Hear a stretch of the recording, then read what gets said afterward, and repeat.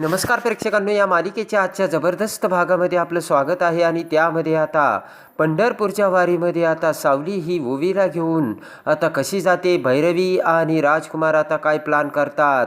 आणि इकडे आता सावली ही बरोबर आता ओवीला पंढरपूरच्या वारीत गायला लावून आता कोणता धमाका उडतो प्रेक्षकांनो, हे सगळं या व्हिडिओमध्ये आपण बघूया. चला तर व्हिडिओला सुरुवात करूया.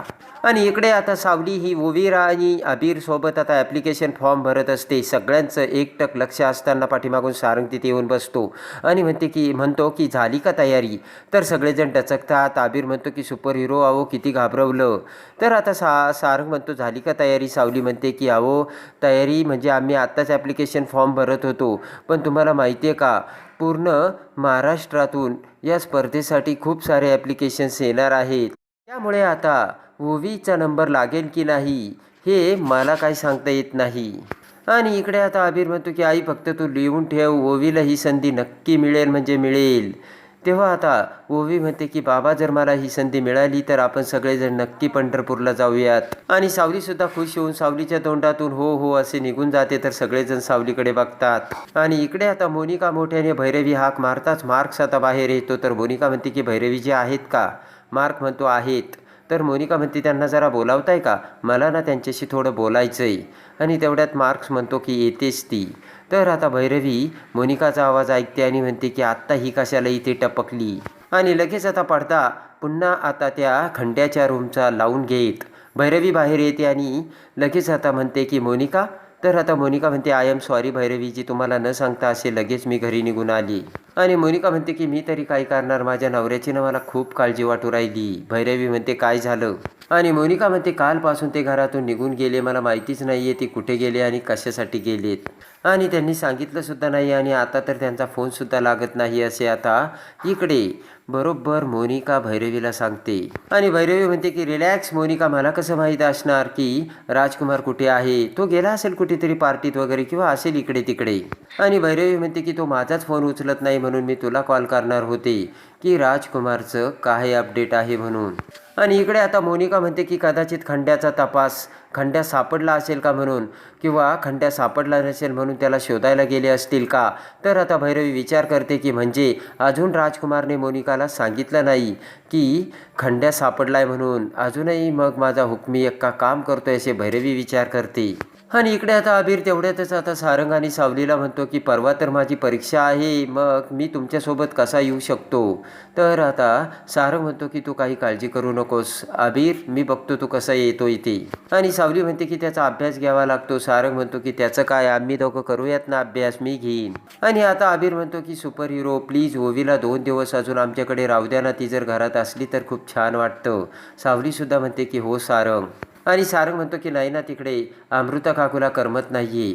तर आता सावली म्हणते ओवी बाळा बरं जा बरं का तू सारंग सोबत, पण जायच्या अगोदर आम्ही थोडा रियाज करू का. तर सारंग म्हणतो हो हो करा ना तुम्ही रियाज. आणि इकडे आता भैरवी म्हणते की हो हो त्या खंड्याचा आम्ही सगळेजण तपास घेत आहोत, पण नाही सापडला अजून आम्हाला, आणि मी सापडला ना तर तुला अपडेट देईल. आणि राजकुमारचा सुद्धा काही तपास लागला तर मी तुला सांगेन असे आता भैरवी मोनिकाला सांगून म्हणते की तू आता आलीस तरी चालेल मोनिका.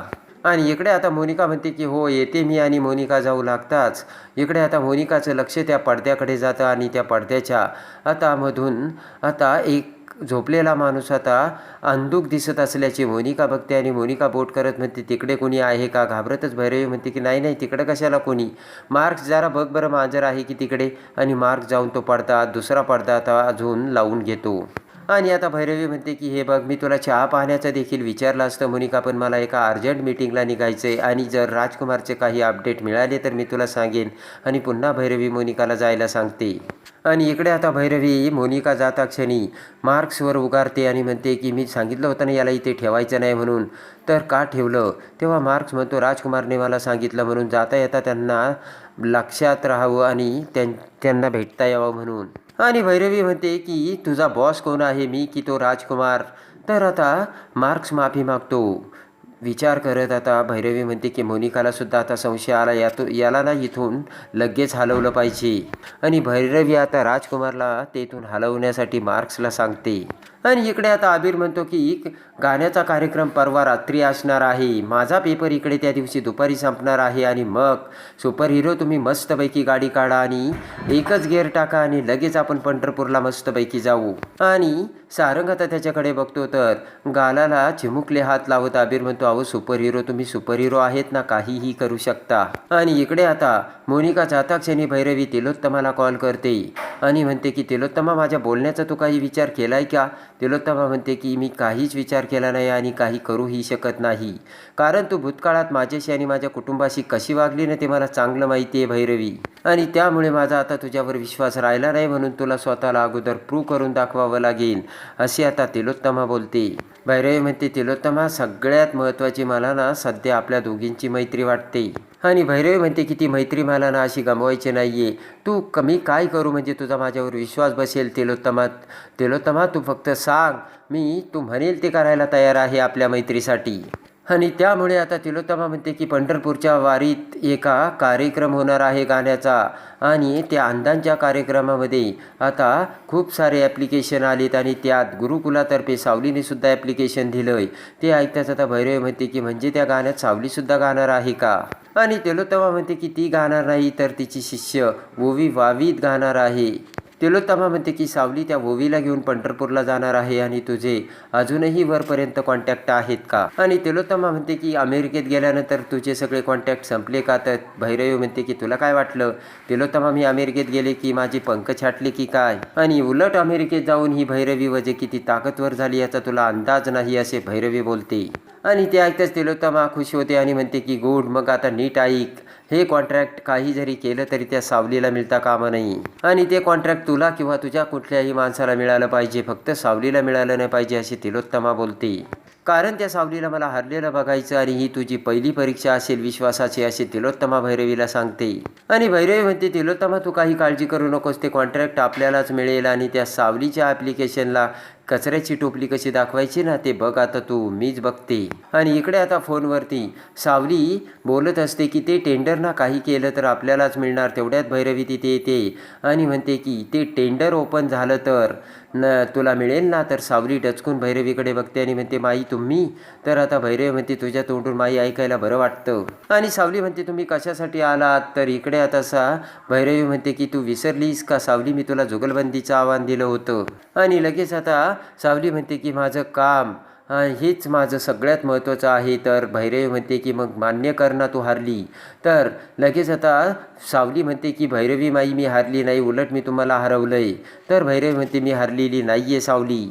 आणि भैरवी म्हणते की तू त्या गुरुकुलातील म्हणजे अंधांच्या कार्यक्रमात गाण्यासाठी टेंडर भरलं होतं, ते टेंडर तू मागे घे सावली. आता 8 वाजलेत, 9 वाजेपर्यंतची मुदत आहे. आणि भैरवी म्हणते की पटकन ते टेंडर मागे घेऊन टाकायचं. तर सावली म्हणते माई आत्तापर्यंत तुम्ही माझ्या गुरु होता म्हणून मी काही बोलले नाही. आणि लगेच आता सावली म्हणते की अजूनही मी तुमचा आदर करते, पण आता तुमची ही माझ्या संयमाची शेवटची परीक्षा समजा. आणि आता तुम्ही जर माझ्या कामात अडथळा आणला तर मी गप्प राहणार नाही. तर भैरवी म्हणते की अडथळा अगं मी तुझी वाट लावल्याशिवाय राहणार नाही, त्यासाठीच आले मी. आणि भैरवी म्हणते की मला माहिती होतं तू असाच आडमुठेपणा करणार आणि टेंडर मागे घेणार नाही म्हणून. आणि भैरवी म्हणते की त्याचीसुद्धा मी सोय करून ठेवली आणि तुला माहिती आहे ना तुझ्या पुढे मी 2 पावलं कायम असणार आहे. आणि भैरवी म्हणते की तुला हे टेंडर कधीच मिळणार नाही, हे मी तुला वचन देते. आणि चुटकी वाजवत भैरवी रागाने तेथून निघून जाते. आणि इकडे आता ओवी म्हणते की बाबा पंढरपुरात खूप गर्दी असते का रे, आणि एवढ्या त्या सगळ्या गर्दीत मी स्टेजवर गाणार. बाबा तू आला तर बरं होईल, मला ना थोडी हिंमत मिळते. तर आता सारंग म्हणतो की अगं ओवी अगोदर टेंडर तर मिळू दे. ओवी म्हणते काही जरी झालं तरी टेंडर आपल्यालाच मिळणार बाबा. आणि त्यानंतर आता अमृता तिथे ओवीला पूजा करायला घेऊन जाते.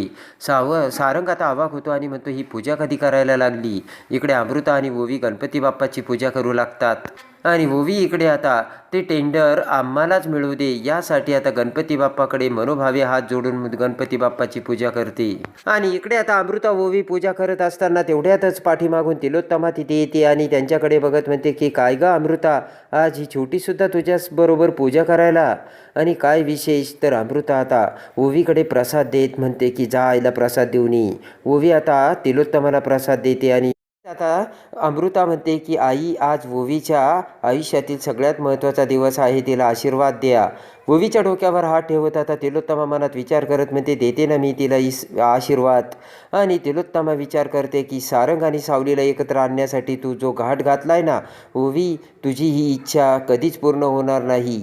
आणि लगेच आता तिलोत्तमा म्हणते, दिला आशीर्वाद. आणि इकडे आता भैरवी तिच्या दुसऱ्या मॅनेजरला बोलावते आणि म्हणते की आपलं काय बोलणं झालं, सावलीचं ॲप्लिकेशन त्या टेबलपर्यंत पोहोचू द्यायचं नाही म्हणून काय केलं आहे तुम्ही. तर तो माणूस म्हणतो, तुम्ही सगळी फिल्डिंग लावून ठेवली. आणि भैरवी म्हणते की तुम्ही एवढी फिल्डिंग जर लावली मग ते टेबलपर्यंत पोहोचलं कसं. आणि आता तो मॅनेजर म्हणतो की आता ते ॲप्लिकेशन पुढे प्रोसेससुद्धा झालं, आता ते मॅन्युअली कॅन्सल करता येऊ शकत नाही. तर आता भैरवी म्हणते, मग पुढे काय करायचं. आणि भैरवी म्हणते की मला डावलून त्यांनी जर त्या सावलीला सिलेक्ट केलं तर मग काय करायचं. आणि तो माणूस म्हणतो की मी काय म्हटलं होतं तुम्हाला ॲप्लिकेशनमध्ये मोफत सेवा म्हणून लिहायचं, तुम्ही ते लिहिलं आहे का. तर भैरवी म्हणते, नाही लिहिलं आहे म्हणूनच मी तुम्हाला बोलते. आणि भैरवी म्हणते की मी देवासाठी पहिल्यांदा 0 रुपयात हे काम करण्याचं ठरवलं होतं. तर तो मॅनेजर म्हणतो, झालं तर मग आजकाल फुकट काम कोण करतं. आणि साक्षात भैरवी वजे इथे असताना त्या सावलीची निवड कोण करेन असे आता मॅनेजर भैरवीला बोलतो. आणि मग तर हे कॉन्ट्रॅक्ट मलाच मिळायला पाहिजे असे भैरवी बोलते. आणि इकडे आता सावली कॉन्ट्रॅक्ट मिळेल की नाही यासाठी काळजीत पडलेली असताना जगन्नाथ तिथे येतो आणि म्हणतो, साऊ बाळा, अगं तू किती काळजी करतेस. आणि या अगोदरसुद्धा तू विठ्ठलाची भक्त आहे ना, तेव्हा तू काळजी करू नको, त्या विठ्ठलालाच काळजी आहे. आणि तुझी भक्ती वाया जाणार नाही सावली, तिथे टेंडर तुलाच मिळेल असे जगन्नाथ सावलीला बोलतो. आणि सावली म्हणते की मला ना पैशाची गरज नाही आहे, पण त्या भैरवी वजे कशा आहेत माहिती आहे ना, पैशासाठी त्यांनी मला हरवण्यासाठी ही चाल खेळली असेल. अभिरही आता तिथे असतो आणि तो सावलीचं बोलणं ऐकतो. आणि जगन्नाथ म्हणतो, तू काही काळजी करू नकोस, विठुरायाला सगळी काळजी आहे. तर तेवढ्याच सारंग तिथे जगन्नाथला म्हणतो की जगन्नाथजी बरोबर आहे, वशिला करायची काही गरजच नाही आहे. आणि सावलीची भक्ती आहे, सावलीचं विठोबावरती किती प्रेम आहे ना आणि किती भक्ती आहे मनापासून, त्यामुळे जे काही करेल ते विठोबा करेल असे आता सारंग बोलतो. आणि लगेच आता अबीर म्हणतो की सुपर हिरो तुम्ही अगदी वेळेवर आलात आणि आता 2 वाजत आहेत, आता कधीही बॉम्ब फुटू शकतो बरं का, सांगता येणार नाही. आणि इकडे अमृताने देखील आता विठ्ठलाची मूर्ती समोर ठेवून आता त्याची पूजा करून हात जोडलेले असतात. आणि इकडे आता भैरवी, तो मॅनेजर, मार्क, सगळेजण आता कुणाचं ॲप्लिकेशन पास होणार याकडे सगळ्यांचं लक्ष लागून असतं. आणि इकडे तिलोत्तमा सुद्धा झालेली असती, ती अस्वस्थ. आणि तेवढ्यात आता भैरवीला फोन येतो. आणि लगेच आता भैरवीला फोन येताच त्यावर बोलणं झालेलं असतं की 5 लाख रुपये हवे आहात का तुम्हाला लोन. तर रागाने भैरवी म्हणते, मला नकोही कुठला लोन. आणि तेवढ्या तिकडे सावली, जगन्नाथ, सारंग, अबीर ववी सगळेजण आता ॲप्लिकेशन कुणाचं पास होतं याकडे लक्ष लागले असताना सावलीचा फोन वाजतो. सगळेजण खडबडून उठून जागे होतात. तर लगेच जगन्नाथ म्हणतो, उचल सावली, फोन उचल आणि स्पीकरवर टाक फोन. सावली म्हणते, बाबा अननोन नंबर आहे. तर जगन्नाथ म्हणतो, उचल ना. सावली फोन उचलते. आणि लगेच आता फोन उचलताच आता तिकडून आवाज येतो की सावली मॅडम बोलताय ना. तर आता हसतच खुश होऊन सावली म्हणते, हो मी सावलीच बोलते. तर लगेच तो माणूस म्हणतो की आपलं गुरुकुल कधी सुरू होणार आहे. सगळ्यांचे चेहरे पडतात.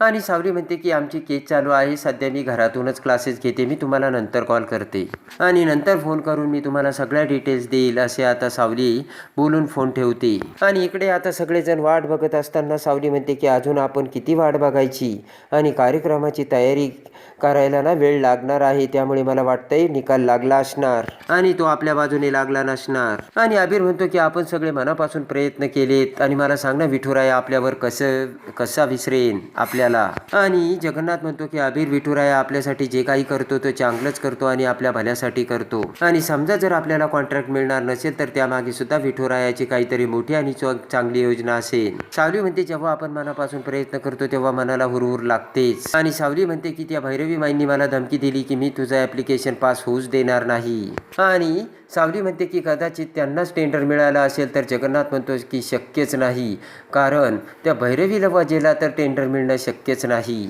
वाटलंच तर ते दुसऱ्याला मिळेल पण तिला मिळणार नाही, कारण ती देवावरती तिची श्रद्धाच नाही. बरोबर का सारंग. तर सारंग म्हणतो हो. आणि त्यानंतर आता इकडे काही जरी झालं तरी आपण पंढरपूरच्या वारीला जायचं हे लक्षात ठेवून सावली आणि ओवी दोघेही आता विठोबाच्या वारीला जातात. आणि तिथे आता गायनाचा कार्यक्रम आता होणार असतो. पण आता ॲप्लिकेशन कोणाचं मंजूर झालं हे माहीत नसतं. आणि त्याच वेळेस आता ओवीचे ॲप्लिकेशन पास झालेलं असतं आणि आता भैरवीला हे माहितीसुद्धा नसतं आणि लगेच आता तिथे अनाऊन्समेंट करतात की आता आपण रंगमंचावरती बोलूयात पुण्यावरून आलेल्या ओवी सारंग मेंदळे यांना. तर आता सावली आणि ओवीला खूप आनंद होतो आणि दोघीही स्टेजवर येतात आणि भर पंढरपुरातील त्या वाळवंटात आता सावली आणि ओवी दोघीही स्टेजवरती आता भन्नाट त्यांच्या गोड गळ्याने गाण्याचा कार्यक्रम करतात आणि ओवीचा तो सुंदर आवाज बघून अख्खं पंढरपूर आता ओवीच्या आवाजाला आता मनसोक्त आनंद घेऊन ओवीच्या आवाजावरती आता हळवं झालेलं असतं. तर भैरवीला आता फाट्यावर मारून सावली आणि ओवी कशा पंढरपुरातील स्टेजवर गातात हे बघण्यासाठी आणि या मालिकेच्या डेली अपडेटसाठी आपल्या चॅनलला लाईक करा, सबस्क्राईब करा.